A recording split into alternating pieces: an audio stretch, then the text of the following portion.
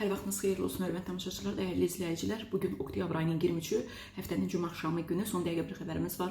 Onun nəzərinizə çatdırırıq. Ünvanlı sosial yardımın miqdarı artırıla bilər. Bununla bağlı millət vəkili Vüqar Bayramov açıqlama verib. News 365 az saytı yazır ki, 2026-cı ildən Azərbaycanda yaşayış minimum və ehtiyac meyarının 300 manat olması nəzərdə tutulur. Yeni ehtiyac meyarının müəyyənləşdirilməsi, ünvanlı sosial yardımın aylıq məbləğinin artırılması və müraciətin genişləndirilməsi baxımından vacibdir. Vüqar Bayramov belə deyib.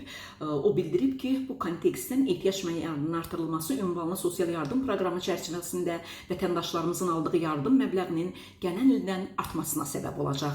Eyni zamanda ehtiyac meyarı artırıldığı üçün daha çox ailə ünvanlı sosial yardıma müraciət edə biləcək. Aydınlıq üçün ailənin əgər 5 üzvü var və həmin ailənin rəsmi aylıq gəliri 900 manatdır.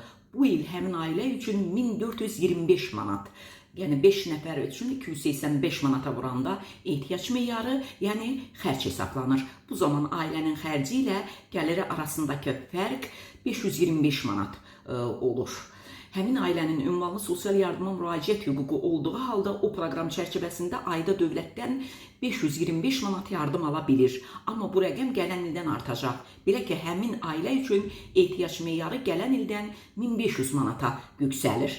Yəni 5 nəfər 300 manata vurursan, bu edir 1500 manat. Və nəticədə həmin ailənin gəliri dəyişmədiyi halda aldığı aylıq yardım 525 manat deyil, 600 manat olur. Hazırda 80.300 az təminatlı ailənin 353.300 üzvü ünvanlı dövlət sosial yardım alır. Bu isə o deməkdir ki, artımlardan faydalanan ailələrin sayı kifayət qədər çox olacaq deyə Vüqar Bayramov bildirib.